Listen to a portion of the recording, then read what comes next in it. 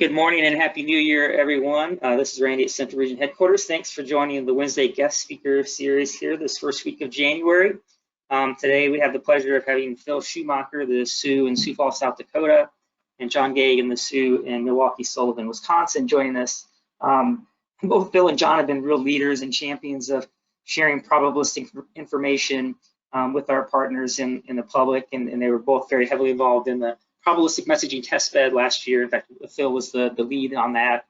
But beyond that, they've been really great about different displays that we can share with our partners in the public, when to share, which type of probabilistic information, and that sort of thing, which tools are appropriate at the right time. So this is a very well-timed presentation today, and they're going to talk specifically about snowfall ranges. So Phil and John, thanks so much for being willing to share your material today, and the floor is yours. Hey, thank you, Randy. Thank you everyone for listening in right now, or if you're listening at a later time, really appreciate it. As Randy said, John and I have been part of the prob messaging group for, Jesus, almost 2 years now, I guess. And so one of the things we've really been pushing is using snowfall ranges based on probabilities rather than based on the color bar. And so we know that there's a lot of concern with that, and we want to just present some information to all of you to kind of share with you what we know and some of the philosophy we have, and how your choice in ranges really can affect your messaging. Maybe not what you say, but what the viewer, our partners, are really seeing out of that message. So I'm going to start off with a scenario here. So this is Sioux Falls. So it's going to be a mid-April Colorado low. I wish it wouldn't be, but that seems to happen far too often up here. Maybe for some of you, it was the low that happened last week. But, you know, you have a mid-April Colorado low that's going to impact your CWA. Since it's spring, there's probably going to be mixed precipitation involved over a portion of your forecast area, with heavy snow north of that area, of that mixed precipitation. But as is typical for these type of systems, how far north that mixed precipitation gets, how long it lasts, all of that remains very uncertain. And when you have that kind of uncertainty, that can make a big impact on snowfall, especially in a storm like this, where you could see 1 to 3 inches of water falling. So you're talking about having large ranges based on if most of that precip falls as freezing rain or sleet, versus only a small portion of that precipitation falling as freezing rain and sleet. And so how do you convey that to our partners and to the public as this storm is approaching? Because that has a big impact on how they will prepare. So there are a lot of different ways we can do this. I'm going to show you 3 different ways that are available through Create Storm Images. One is you could just send them out a single number. You know, Sioux Falls 4 inches, Worthington 4 inches, Yankton 4 inches, all on that very tight gradient and snowfall, probably in that area where there would be mixed precipitation. In other areas farther north, you have single numbers as well, 22, etc. And so you could do this. It would convey that in the note that you probably are pretty certain on the forecast at that point. Another thing you could do is you could just use the color bar range. That's kind of the default. And you can see again, Sioux Falls, Yankton, Worthington, all 3 to 4 inches, so only a 1 inch range. Same with places farther south, where you have larger ranges farther north, up around Huron, Brookings, Chamberlain, etc.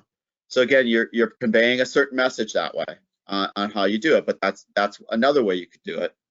The third way is you could use the 25th to 75th percentile. Now, the grid for this image was done well after the fact, so it doesn't quite match up to the 2 grids that were produced at the time of the storm.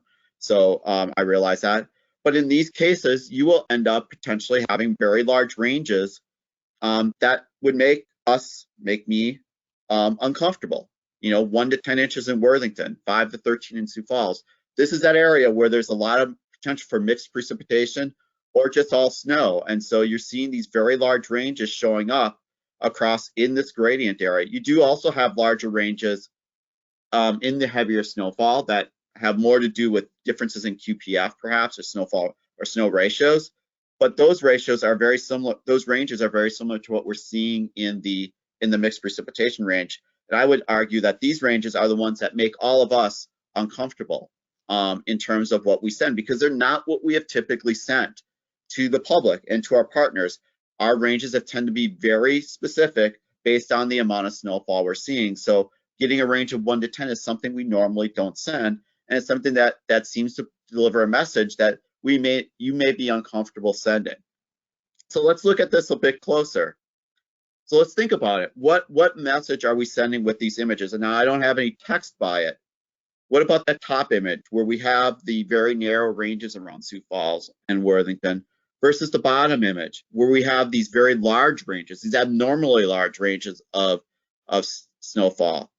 If you put as accompanying text to this, there's significant uncertainty exists with this event. Well, does that match what your image is saying? You have 1 inch range in Sioux Falls. So do the people of Sioux Falls, so the EM for the city of Sioux Falls, understand what we mean? Now, they may understand to some extent that it's probably more like 3 to 6, but do they understand that there could be a foot of snow in Sioux Falls with just that statement? Whereas with the bottom statement, it does. So what do those larger ranges tell us? They give us uncertainty. Do some people take the fact that maybe, and I've heard people have concerns about this, that we don't know what we're talking about. We're just trying to cover all bases, essentially.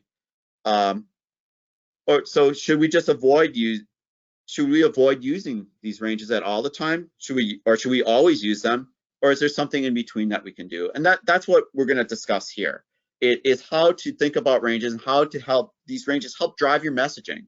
This is important information that you can use, even if you don't send it to the public. It's important information for you as the forecaster and how you may shape your message as the time goes on. So I want to start this off by really looking at the verification for snowfall ranges. Now, this is a little bit different than maybe what you've seen before, but one of the advantages of me having collected all of the snowfall forecasts, prop snow forecasts that all of the offices have done across central region and a few in eastern region and western region as well, is that I have a huge data set from the last 2 winters, well, 3 winters actually, but I haven't looked at the past winter. So I have data from 2018 and 2019 and 2019 and 2020, and we're looking at thousands of forecasts here. So this isn't just one event or the Sioux Falls forecast area. This is the entire region or multiple regions and thousands of forecasts. And so I think it gives us a very good idea on how different things verify.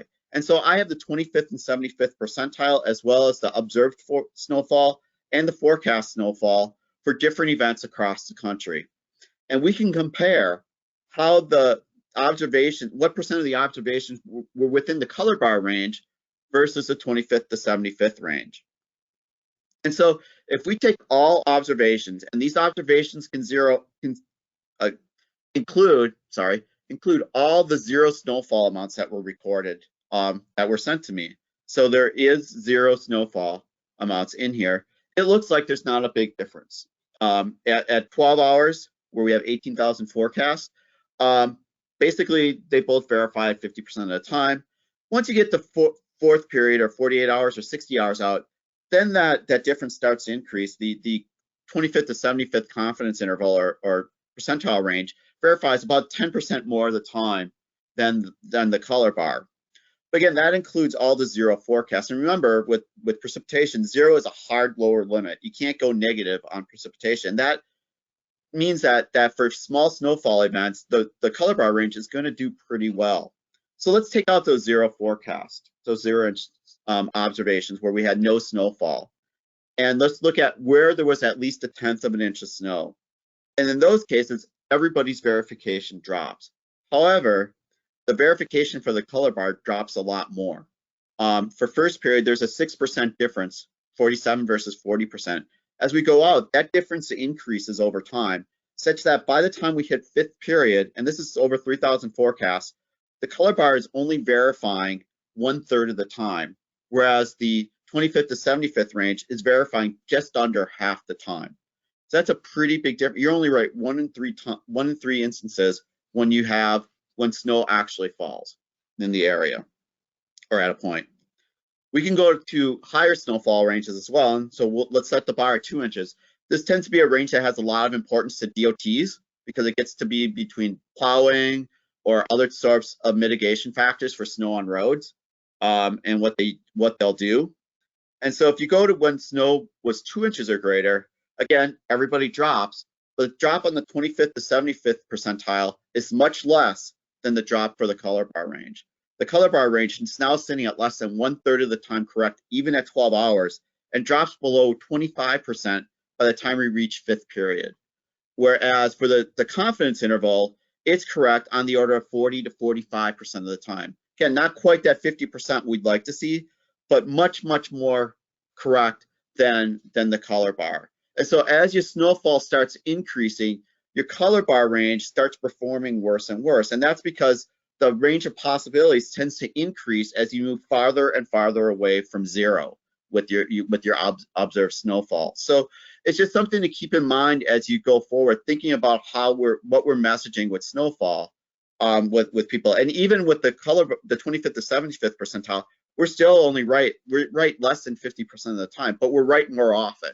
So, ideally, you could go to the 10th and 90th and then be right more often, but you're going to get larger ranges. And that's a discussion that would be interesting to have. It's not something we're going to talk on today, but I just want to point out that even this improvement isn't maybe where we'd like to be, but it's much better than just using the set color bar range.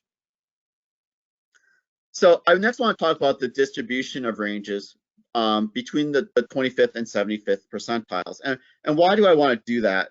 I know there's a lot of trepidation amongst forecasters, and not just us in the Weather Service. I've presented this information to media as well. And when I presented it, I had one media forecaster go up there and say, we've been doing these smaller ranges for decades. I can't put a range that's large out there. The people are just not going to accept it. And so this is a weather enterprise thing where we kind of put ranges out there based on what we thought was best that had no basis in the true uncertainty that exists. And now we're finding out that there's a lot more uncertainty out there than what we knew about, and we're having to figure out how to do that. But what I want to show here is with the ranges with the 25th to 75th percentile, what I've got here is I've binned the forecast snowfall in 1 inch bins up to 10 inches. So this is 0 to 1 inch forecast, 1 to 2 inch, 2 to 3, and so forth, up to 12 or more inches of snow. And then I looked at the difference between the 25th and 75th percentile for each of those forecasts, and then came up with a distribution. And you can see in general, with some exceptions, that as you increase the snowfall, the range increases, which makes sense. Again, as you move farther away from zero, you can move more to the left of your forecast snowfall or as well. And so you see those ranges start to increase. But let's look closer at these ranges for different amounts. So we'll start with our 1 to 2 inch forecast, which I highlighted here. The 50th percentile in that case is generally, except with the exception of fourth period, is generally right around 1 or 2 inches. So that range is generally 1 to 2 inches, which is something we're used to seeing. Even at the 75th, it's generally around 2 to 3 inches. And it's lower as you get to closer to the event. So again, that's pretty close to what we typically will do. We will put out ranges of like expecting 1 to 3 inches of snow tonight, or 1 to 2 inches of snow. On rare occasions, we might use 1 to 4 or 2 to 5. But they're not too different than what we've been presenting to the public in the past. You get to the 90th percentile, and now you're up towards 4 to 5 inches in general for most events. And so that gets to a little bit larger than what we have generally used in the past with the public. We can also do 5 to 6 inches as well. And we can look again, the 50th percentile is right around 3 to 4 inches. So thinking about it, that would be like telling the public we're expecting 4 to 7 inches of snow or 5 to 8 inches of snow. That's something, again, that we've typically used with the public. Even the 75th is around 4 to 5 inch range on average. And again, that is something the public is used to seeing. For a 6 inch forecast, we've typically said 4 to 8 inches of snow possible. So it's not too different than what we've used before. Again, it's that extreme 90th percentile that tends to get to those ranges that are uncomfortable or ones that we haven't typically used. But those tend to be the much more rare events. So they may have information that we want to use, and we'll talk about that in a second. But I just want to reiterate, most of the time, 75% of the time, the 25th to 75th percentile range is very similar to what we had been telling our public and the partners in the past. And so So in most cases, it's not going to be very different than what everyone's used to seeing. It's those rare cases at the 90th percentile that become much more uncomfortable for all of us. So let's think about this a little bit more. As I said, 75% of the ranges for 1 to 2 inch forecasts are less than 3 inches, and for 5 to 6 inch forecasts are less than 5 inches. So they're pretty close to our quote unquote legacy ranges that we used before the color bar became a thing. But what are those abnormally large ranges telling us? What is that 5 inch range with that 2 inch forecast really telling us? Well, I think one thing it's telling us is uncertainty is higher than normal. So we, as forecasters, need to investigate why that is. Why are we getting a 5 inch range on a 2 inch forecast? Is it because it's from a genetical band? Is there a moisture gradient? Is it lake effect snow? Is it something terrain driven? These are all things that could, on the mesoscale, that can really lead to much larger ranges.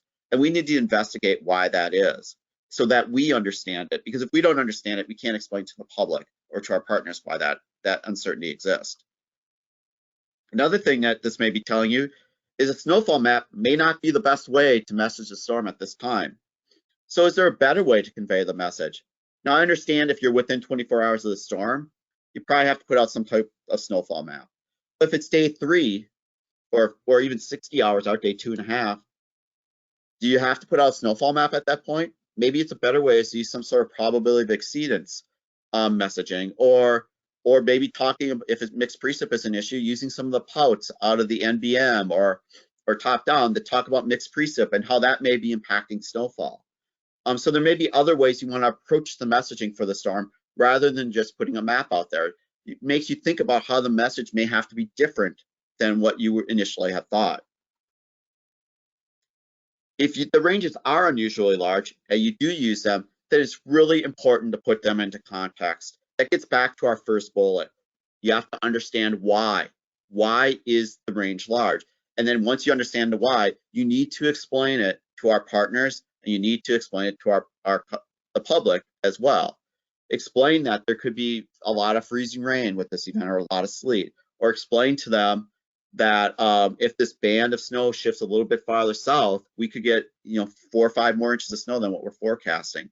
If you can explain it to them, give them a reason to come back and look at the next forecast to see how that forecast has changed. That's how we have really tried to do that, and it's something that I think we can use these ranges to our advantage to get people hooked on needing to get more information with time and not just setting on that one single number.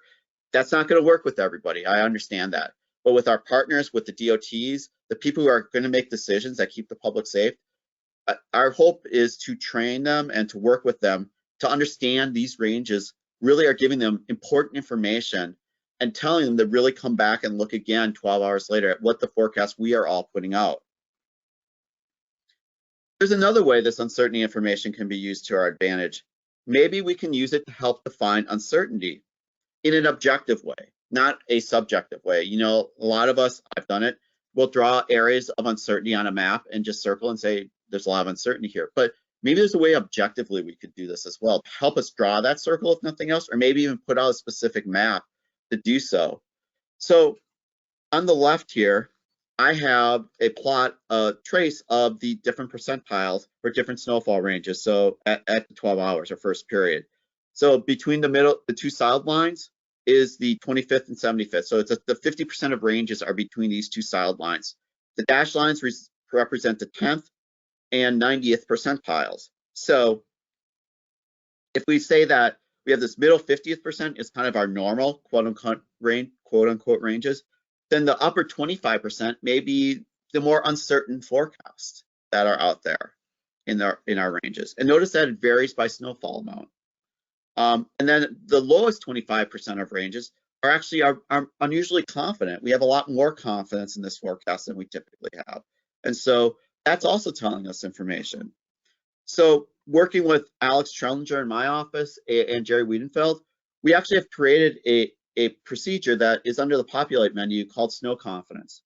And it will look at the 10th and 90th percentile ranges, and it will come up with a map showing where it's essentially in the upper 25th percentile or the lower 25th percentile.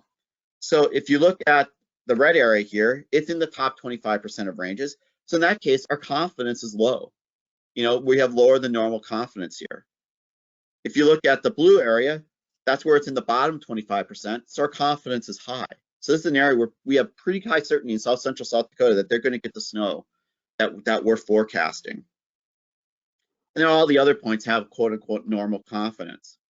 And so this is still experimental. We're still playing it. These percentiles are based on 2 years of forecast. So they're based on thousands of forecasts that have been issued by Central Region forecasters. So it's hopefully pretty robust.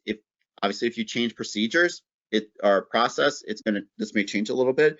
But I think it does have some hope for at least internally being used. At our office, on the December 10th event, this is where this is from, we use this internally to kind of look at it, see how it conveyed information to us. We did not share it with the public at this point because we're still trying to learn how it works. And I really want to encourage all of you out there, if you installed the prob messaging software that Jerry and Andy sent out last month, take a look at this and see how it works. You don't have to send it to the public, but maybe you'll see something with it. And if you sent something good or bad, let us know. Maybe we need to change things up or tweak it a little bit. But I think it's an interesting thing to look at and to think about how we can think more and more about uncertainty through the use of ensembles and probabilistic data. Now, this ended here by showing you the snowfall forecast. And notice that our most certain area is actually in the center of our band in this case. And notice that our uncertain area isn't on both sides of the band, it's on the north side of the band. And so what that's actually telling us is that if this band is going to shift, it's probably going to impact more the north side of the snowfall. Like maybe the band is a little more narrow, so you get the lower end of these snowfall amounts, or the whole band shifts a little bit farther north, and you see large changes mostly across east central and South Dakota, west central Minnesota. Notice that we're don't have unusually large ranges on the south side of our band. So I find that interesting as well. But anyway, that's all I have to present. So I'm going to turn it over to John now, and he'll talk more specifically about ranges, especially with respect to point forecast. So take it away, John.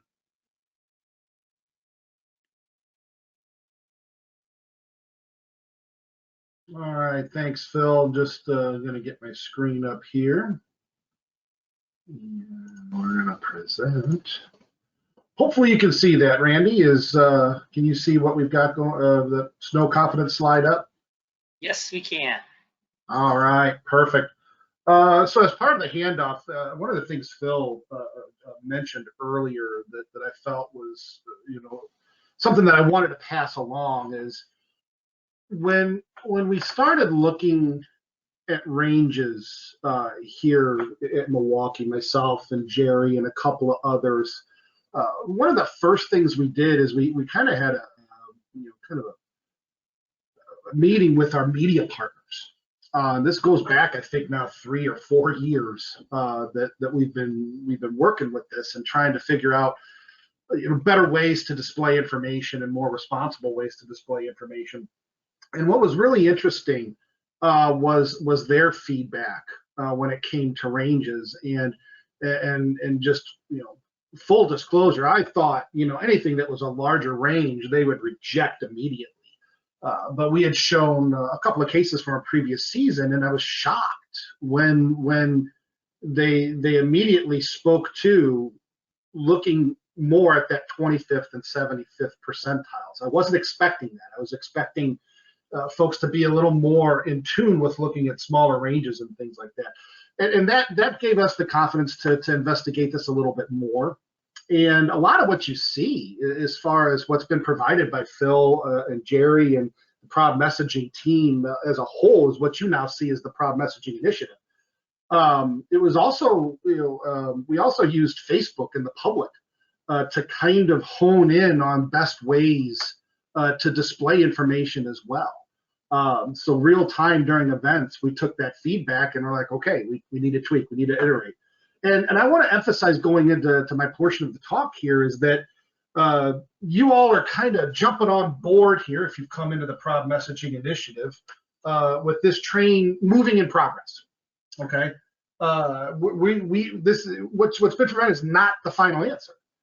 You all are going to bring your experiences, your feedback, your your partner information, and hopefully you can bring it to us as a team, and we can continue to iterate. So again, and I'll reiterate this towards the end, is we're by no means at the finish line, and your help along the way here, I think, is going to make this initiative all the more better. And it's great to have so many offices that have joined in, because I think we're going to be richer for that experience. So for my portion, I suppose a little more practical, but it is very important to hear from Phil, about the quality of the data, right? So the PWPF information's been around for several years. If you've been from the ground floor on that, you probably remember when the ensemble itself that was used in PWPF was on the order of, say, over 40 members, and a lot of them were the old SREF. And over the period of years, it's grown to 61 members, far less of the SREF and a lot more of the EPS and the GEFS, and a lot more of the data sets that have grown both in usefulness and in improved predictability, that PWPF verifies pretty darn well. I think those charts that Phil show when it comes to how well the ranges verify versus the color bar ranges are very enlightening. So the good news is we can feel confident that the data we're using here is of good quality. But how do we use this in the forecast process? PWPF is largely kind of sold as a post-processing thing, where it kind of runs at the end of your shift. It populates a website we rarely look at. And in some cases, some offices don't even, put on their page, and it just kind of goes out to the world, and not much context with it.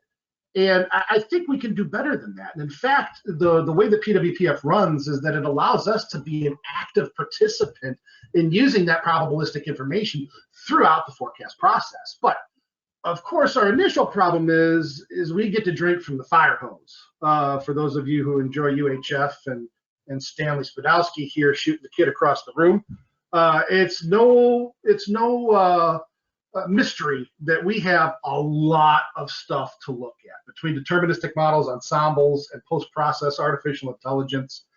We literally have hundreds and hundreds of types of pieces of information to look at. And this is a big challenge. And I'll be honest with you, when it comes to data visualization, and I'm just going to throw a bunch of things on the screen here. We have, if you all are taking advantage of WeatherBell or another pay site to look at post-process probabilistic information, that's one way to look at things. There's obviously the things like the SAT there, the situational awareness tables. We've got shift of tails. We've got the all the way to the MBM, and we've got the point data. We got the plumes. We've got the from the individual models, and then of course from WPC Super Ensemble to what MBM 4.1 is now providing to us. And certainly that's something that I would encourage everybody going forward here, is to dive into that WASUP site and look at that MBM 4.1 data, which is getting more and more savvy and more applicable. Obviously, it's just on the site for now. I think we have the MBM EXP is going to be available for folks to load. I think that'll be coming from Andy and the regional team here soon. For a little commercial for that, if I know that's being in the test mode, MBM EXP being the MBM version 4.1. But we have a lot of information at our disposal, and how do we make sense of it? And I'll be honest with you, folks. I mean, there are times that I find it overwhelming myself. I've been in the industry now for over 20 years, and I feel like I'm relearning my swing, if it's a baseball or a golf analogy, on how to best prioritize and use this information. And I'm sure you all probably feel similarly, and certainly when we get into events, it's exacerbated by the stress of the event. So I often come back to this quote by a gentleman by the name of Freddie Gruber, who was kind of a mentor to many of the popular drummers of the rock era. And in his simple quote was, "The approach in what you do results in what you get." So no matter how narrow or wide your look at the data is, the approach in what you do results in what you get. And that is, obviously a little bit simplistic, but I think it allows us to dive in a little bit more to what this kind of means. And that's what I've got listed on the screen as far as, and this is not exhaustive, of course, but where am I? What type of event am I dealing with? Is this a small scale bandit event? I'm in southern Wisconsin here in the snow globe of Economowalk right now. And is this a lake effect? Is this a huge 500 low, a panhandle hook? What's the scope? Is it a quick hitter? Is it a slow mover? What's the intensity? What's the underlying predictability of this type of event for my area? Easily you can say that, from an underlying predictability, banded snow and lake effect snow are going to be really tough. It's not going to be our friend when it comes to predictability. But I get a panhandle hook, and it's something that's right in the wheelhouse of our modeling systems. I can have a little bit more confidence that the predictability of this type of event is probably going to be handled a little bit better. And what's my conceptual model? And this kind of goes back into a climatology. Is this something that's routine? Is it unusual? What are the conditions that have led into this event? Have been unusually warm? Have I been, am I relying on rates to accumulate? A lot of us get false starts on winters these days, and certainly we didn't have much of a winter, November into early December in these parts, but we're making up for lost time here in the past couple of weeks with several events, smaller events here in southern Wisconsin. So is it routine? Is it unusual? What's the predictability the ensembles are offering? Is this a situation of large spread? And again, going back to that previous slide with all of these different data sets, and that's what uncovers that type of information. And then what are your intricacies? Do you have a P-type issue? I think, the previous example that Phil showed, that northern side of his event, that March-April event in the Sioux Falls area just to the north, and he had that objective look at a low confidence area. Can that be explained? Is that a P-type issue? Is it a dry air issue? Can you physically explain what's going on? And then where you're getting, a good return on what's coming back from the forecast from amounts, be it QPF or whatnot. Let's face it, folks. When we get into GFE and we start to look at QPF and snow to liquid ratio, this is where art meets meteorology. So what is the underlying information that we have from our ensemble systems that says, the HRF runs kind of hot, and we just had a situation like that here with some lake enhancement over the New Year's holiday, where I don't think there's a lake enhancement or a lake effect event that the HRF just doesn't go bonkers for it. But can you physically explain or justify or understand that is something that is plausible versus I've got questions? And that's the role as a meteorologist, that we can play a tremendous positive influence with this. And then of course we get down to impacts. Timing. Is this a rush hour thing? Is it a weekend at 2 in the morning? Is it rates? Do we get 1 to 2 to 3 inch per hour rates? Everybody just saw what happened in Virginia a couple days ago. I'm sure you've seen the stories about dignitaries and senators being stuck on interstates for over 24 hours, right? And onset, ending, timing, rates, all these influence impacts. And do you have an understanding of that? And I know uncertainty is uncomfortable. I never like it when I see large ranges come out with anything. But the fact of the matter is, the greater the uncertainty is, the more critical our role. And that's a happy place for a meteorologist to be. It's uncomfortable. I'm not going to lie. I love it for the system to be able to hand off to me an answer and just be able to just pass that along and message it. But honestly, the greater the challenge, the greater the uncertainty, the more important our role and the more important our jobs become in being the stewards of that information and communicating that in a way that is understandable by a wide array of users and partners. And one of the things that I try to harp on, and you've looked at some of my presentations before, and certainly if you were on the fall seminar, you saw this. I want to emphasize that the idea here is to not fit the message to a specific graphic, but to let the graphic that you have at your disposal, or graphics that you have at your disposal, support your message. And just avoid blindly hitting the magic button and producing loads of graphics and then just trying to find one that's going to help you kind of fit in, and you can fit in a message to it. And that kind of turned things on its head a little bit, because normally we only have a few things at our disposal, right? We have snow maps, we have some exceedance maps or things like that. But that's what prob messaging tries to alleviate in many respects. And believe you me, we can create some images. We've got snowfall images, we got a percent chance, we have the exceedance, the low, moderate, high. You know, for Lake Michigan here, we can do it with wave heights. You can do it with point data. You can do it with temperatures. You can do it with point temperatures. You can do it with precip type. You can do it with box and whiskers diagrams, snowfall probabilities, and things of that nature. There is a lot of graphics we can make. And when it comes down to it, the couple of slides before where I go down and I kind of go through that mental checklist of where am I? What type of event am I dealing with? What's the intricacies? What's the impacts? What's the stressors on this? What are the things that I need to try and explain from a predictability perspective? Either be it that the underlying predictability of the event is low, or the ensembles are offering a low predictability solution to us. That should be informing you along the way as to what's going to be able to tell your story the best. And you just can't image your way on it. And by and large, you can't even just pick one image to do this. You have to find that combination of the right things that can really tell your story the best.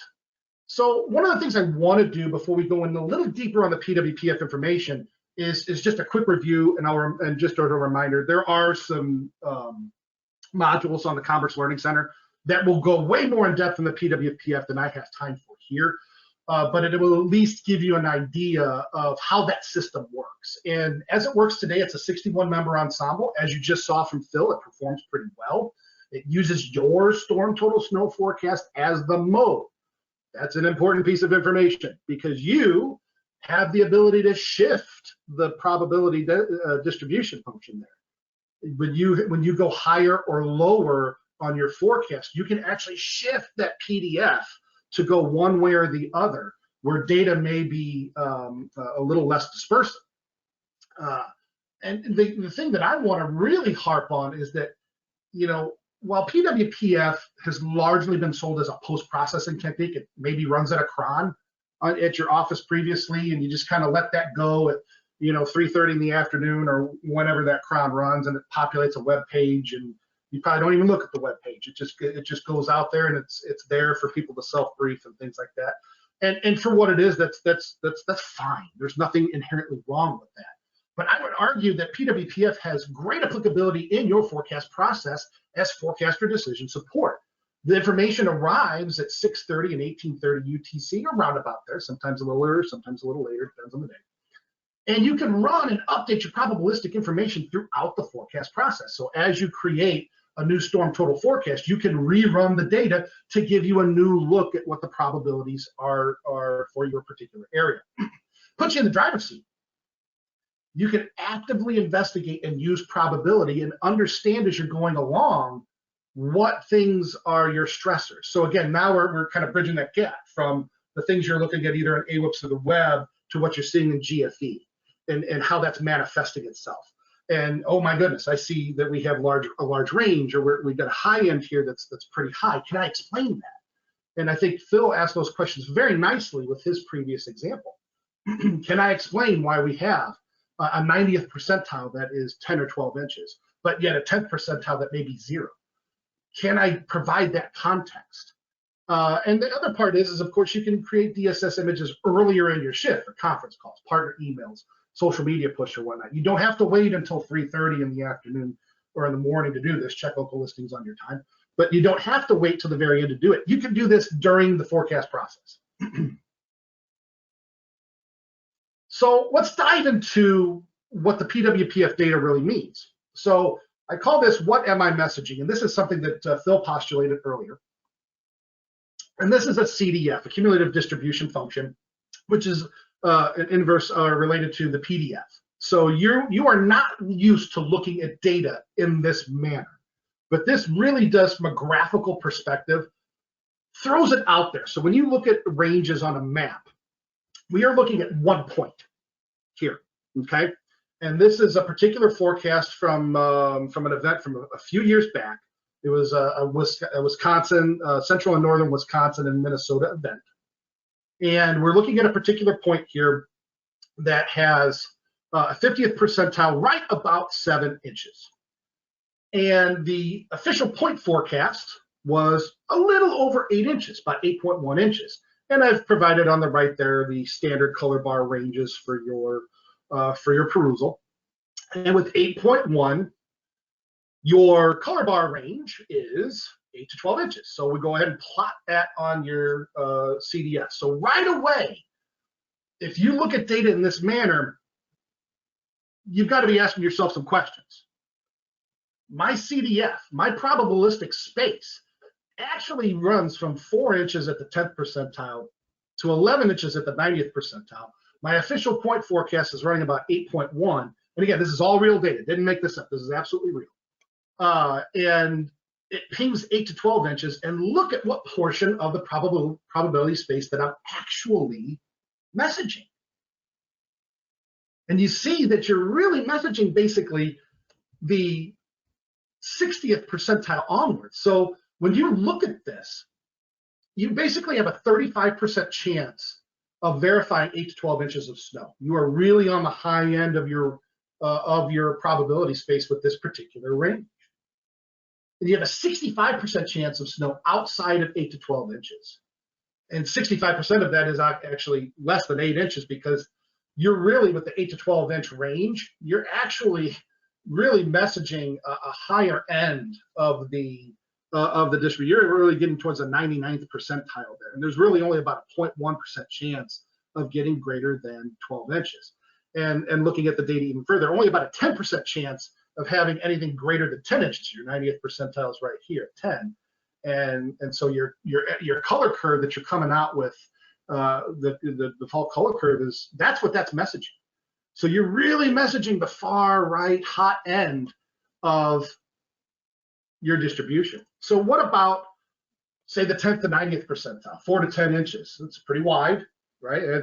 But again, not unusual from what Phil talked to us about. Again, when he said you get more than a couple inches of snow there, you're a 4 to 5 inch range, or I'm sorry, 5 to 6 inch range is not uncommon. That's pretty common for a higher end snow like that. But if you take a look at this statistically, you now have an 80% chance of 4 to 10 inches of snow and a 20% chance of snow outside of 4 to 10 inches, 10% for less than 4, 10% greater than 10.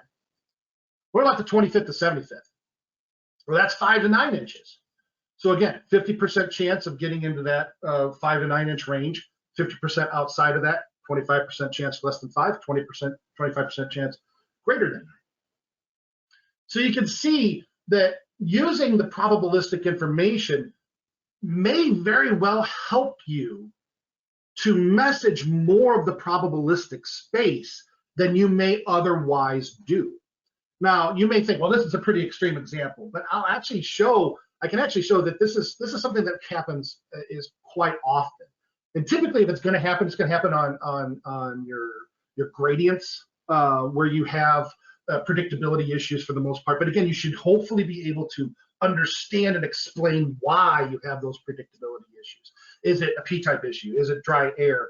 Is it a snow to liquid ratio issue? Is it, we just don't have good lift in the dendritic growth? So all the different and many and varied things that make up a winter event, you should be able to apply that as a meteorologist to understand why the predictability is the way it is and why you're seeing the probability space the way it is. So this is a way for you to kind of take a look at this and understand the underlying data. Maybe, the color curve may not be a friend here. We may need to find a better way to message this. And this is where the 25th to 75th, I think, comes in very, very handy. And, I do feel compelled to go ahead and show the observed snow, which in this case was about 5.8 inches. But this isn't done because of verification. It's done because of the approach to the data. But as Phil has shown, luckily, we have a situation where the PWPF information is very robust and verifies very well. So what if, I'm going to do a what if now. What if the official forecast wasn't 8.1 inches? What if it was 7.9?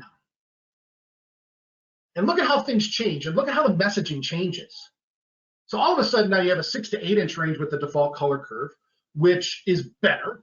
We're now focused on a little more of the meat or the heart of the probabilistic space. But we are narrow. We're 2 inch range for an event like this, pretty narrow. So again, you only have about a 25% chance of 6 to 8 inches of snow, but at least you're around the 50th percentile to also including your official point forecast. But the advantage here is you're now giving a little more credence, a little more weight to the lower end of your probabilistic space. You're unearthing or unveiling a little more of what's reality in the underlying data. And again, notice, we go back and forth. The 5 to 9 inches is the same on the 25th, 7th, the 4 to 10 is the same on the 10th to 90th. Nothing's changed there. So again, attention to detail is going to be key in situations like this. But when you want to kind of have your wits about you that whenever you're on one of those thresholds, especially that 8 inch one, because that's where things can really open the door to higher end amounts, perhaps unintentionally with the color bar. And that's why it's so important to know the data underneath what you're forecasting. And again, you can get this information early in your forecast process. It's there at 6:30 and 18:30 UTC. You can run that right away, even off your old forecast, just to see how it runs. But as you update your forecast, your storm total snow, rerun that PWPF again. And that's the great part about Create Storm Images. You can do this over and over and over again, and not use too much in the way of time or effort. So here's another example here. Show you this is another real world case. This one came out of Wisconsin, and this just shows you that sometimes the things do work out with the color bar ranges. This isn't to hammer on the color bar range. Sometimes the color bar range is going to be your better option, but you should have the option to think about what the best way to present that information is. So this is just to show you that in the real world, yes, a 6 to 8 inch range would be perfectly fine. Again, you are messaging a very narrow portion of your CDF, a very narrow portion of your probabilistic space, but there are instances where it works out fine. I would argue, of course, that maybe using that 25th to 75th from a steward of the data, a representative of the data, a user of the data, may be a little more responsible. But nevertheless, there are instances where you can see where the color bar range is perfectly fine, and that's why those options are given to you. You can use the color bar range, you can use the 10th, 90th, 25th, 75th, or if you really get into fun situations and you're not sure if you want to use anything, you can use no points, and you can go into that image and overlay something, with text boxes and things like that can best describe your situation. So those I really think are important examples. But again, it all comes back to the underlying stressors, the underlying things that make up that event. That's what should dictate how you go about choosing what the best type of messaging is. So again, just to review, what am I messaging? Be situational aware of where your forecast lies in the distribution. Can you explain why? And if so, you now have your context. Your messaging now is developing right before your very eyes. You know where you can explain certain things, where to watch, why there's big ranges, where the confidence is better, where the confidence is less. Here's what we're watching. We're watching for a shift. We're watching for dry air. We're watching for precip type. All of these things are great information that you can provide in your emails, your DSS packets, social media, so on and so forth. Big ranges, while they give us great discomfort, are great forecast intelligence. I will not sit here and tell you that you will always use 25th, 75th, or 10th to 90th, because that's irresponsible. It really depends on the underlying event and the predictability of that event and how you can best message that. Sometimes a big range, you may be able to explain that with great context, and they'll give people an excellent view of what the possibilities are. Perhaps you have to break it into a solution A and a solution B. Perhaps you may have to do an A, B, and C. Perhaps it's whatever that fits that situation that you should be allowed to dive in and take that data and dissect it and present it the best way possible. And there is no one-size-fits-all solution on what graphics are best to use. And that's why there is a variety. And remember, models do remain under dispersive. All right, so there's always, and believe you me, been part of the sucker punch myself. Sometimes things do verify outside even the 10th and the 90th percentiles. So another thing that folks can use with PWPF is there's a dprog dt program for PWPF that is in GFE. So this takes the past number of PWPF forecasts that have come from your office, and you can select it 2, 3, 4, 5, 6, and plots it onto one graphic. And here's an example from earlier in December. This was, I think, December 10th and 11th, another northern and central Wisconsin and Minnesota event. And you can see over a period of 5 forecasts how the probabilistic information changed. You can see there's a big jump here from the 8th at 12Z to the 9th at 0Z. And then it kind of settles back in. But in the green, that's the color bar range. So you kind of went from, I guess that's 2 to 3, and that's going to be 4 to 6. And then we get to the next forecast, and we're 8 to 12, 8 to 12. And then we get to, I believe that's 12 to 18 for the last couple. And then the official storm total snow forecast is the star. And so that's the office forecast there. And actually, the office did pretty darn well. I think River Falls comes out of the Minnesota office, and never really want to call out offices, but this is a hell of a forecast, in my opinion. They did a pretty darn good job. But you can also, again, see the data in relation to the PWPF information, 10th, 25th, 50th, 75th, 90th, and the color bar. So these are things that you can keep tabs on during the forecast process to say, wow, it may be better to try and message things this way because the color bar may be a little too misleading. It's leaning us far too one way or the other. And usually I've seen it'll lean a little too high. So if you're concerned about that, that's something to pay attention to. And here's another example. This is one where we had kind of a boom. This is where the end measured result ended up being a little bit higher than what was forecast by the entire ensemble system. So it was just a little bit outside of the 90th percentile for the last couple of forecasts. But you can see, if you go back 4 or 5 forecasts, quite the range, large range, but does give you an idea that big snow is possible with this particular system. So again, a great way, the PWPF trend graphic is a great way to visualize things on the fly as well. And the last thing I want to emphasize here before we go off to questions is that this, we obviously been focused on snow, and that's kind of the theme of it because we're focusing on PWPF. But you can go beyond this. This is graphics made yesterday by Jerry in our office, talking about cold temperatures coming up here for this coming Friday or Thursday night into Friday. Potential for high temperature is 0 or lower. On the left, and then the wind chill less than or equal to -20, which is our wind chill advisory criteria. Kind of give you an idea, 3 or 3.5 days out, hey, we might be dealing with an advisory type situation in the western part of our area. We can have that situational awareness coming through all the way through. So again, this can be used beyond this, beyond just snow. You can think temperature, wind chill. You can think, obviously for, we have marine areas here, we do it for wind gusts, for gales, for storm force. So the possibilities are well beyond just what we've kind of myopically talked about here today. So just some final thoughts. My advice to you is use PWPF to your advantage. That data is there for you to use. Embrace the uncertainty. The more uncertainty, the more critical your role. Especially when you're able to answer the why there is uncertainty. That's all of a sudden just gives you all the keys to the kingdom when it comes to context. And let that uncertainty be your guide in your messaging process. Don't let the image be what you try to fit things to. Don't fit the message to a specific graphic. Let the graphic support your message. When I've found more times than not, the greater challenge comes when people say, well, I want to show this, but I don't know how to say it because, well, the graphic isn't exactly going to tell the story that you want to tell it. So use that background information to your advantage.